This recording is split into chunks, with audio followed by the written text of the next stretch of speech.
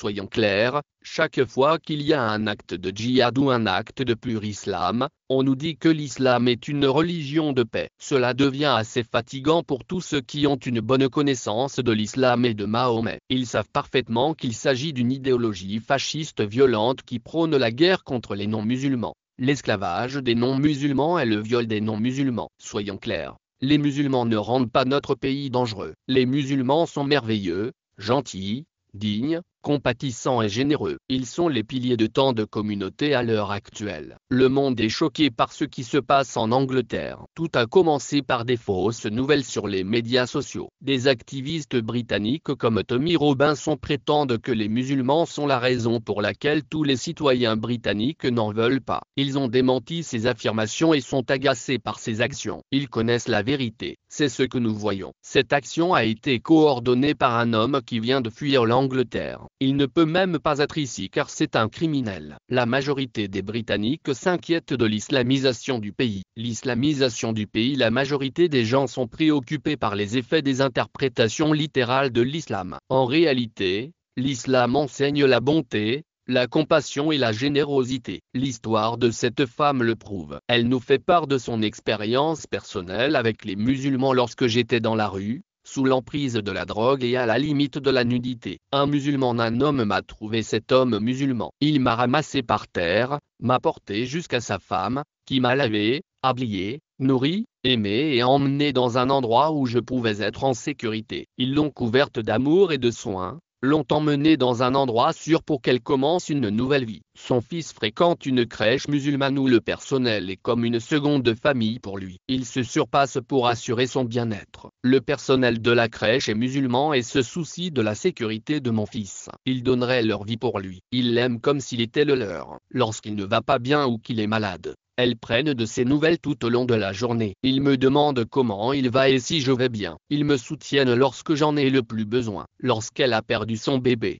le personnel de la pouponnière lui a tenu la main et lui a caressé le dos. Ses cheveux ont pleuré avec elle. Ils l'ont réconforté et soutenu dans les moments les plus sombres de sa vie. Soutien dans les moments les plus sombres, lorsque j'ai perdu mon bébé. Ces femmes m'ont tenu la main, m'ont caressé les cheveux et ont pleuré avec moi sur le sol de la chambre d'enfant quand je n'ai plus pu tenir le coup. Mais ce n'est pas tout. Un chauffeur de taxi musulman l'a aidée lorsqu'elle ne pouvait pas nourrir son enfant. Il l'a ramenée chez elle, assurant sa sécurité sans rien demander en retour. Rien en retour. Quand je n'arrivais pas à nourrir mon enfant et que j'ai craqué, j'étais en retard à la crèche et j'ai réalisé que je n'avais pas de quoi payer. J'ai appelé un chauffeur de taxi pour qu'il me ramène chez moi. Non seulement il m'a emmené dans son taxi, mais le lendemain, sa femme et lui-même sont venus à l'heure du ramassage, ont attendu en face de la route et m'ont remis des sacs de nourriture, de vêtements et de jouets. Ils m'ont raccompagné chez moi avec ces vêtements,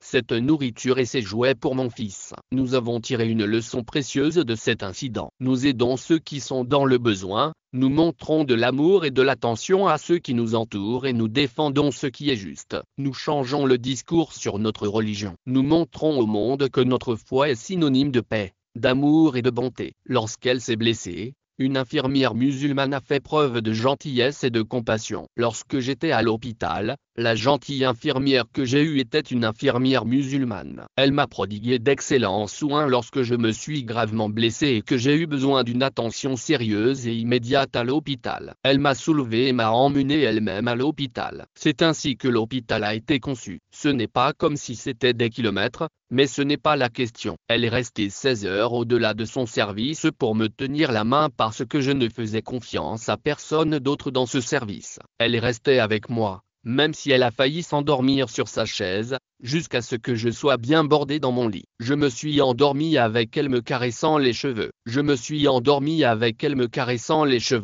Me chantant de la musique et je ne me suis jamais senti aussi en sécurité et aussi chaleureuse de toute ma vie. Son voisin musulman l'a défendue lorsqu'elle a été agressée, en encaissant les coups et en la protégeant. La communauté musulmane de sa ville a été un pilier de soutien, fournissant des manteaux, de la nourriture et des articles de toilette aux personnes dans le besoin dans la ville où je vis. La communauté musulmane distribue des manteaux à tous ceux qui en ont besoin. Vous entrez, vous prenez un manteau, Vous partez. Aucune question, aucun jugement. Les mêmes personnes entreront et ramasseront un sac de nourriture sur le sol. Elles ne demandent rien. Elles ne diront rien. Elles vous souriront simplement et vous offriront un repas chaud. Ce sont ces mêmes personnes qui, lorsque je vivais dans les auberges, se présentaient tous les vendredis avec des fruits frais. C'est d'une qualité incroyable. Des fruits frais, des légumes frais, de l'eau en bouteille, du savon, articles de toilette, vêtements, tout ce que vous pouvez imaginer. Ils nous l'ont fourni,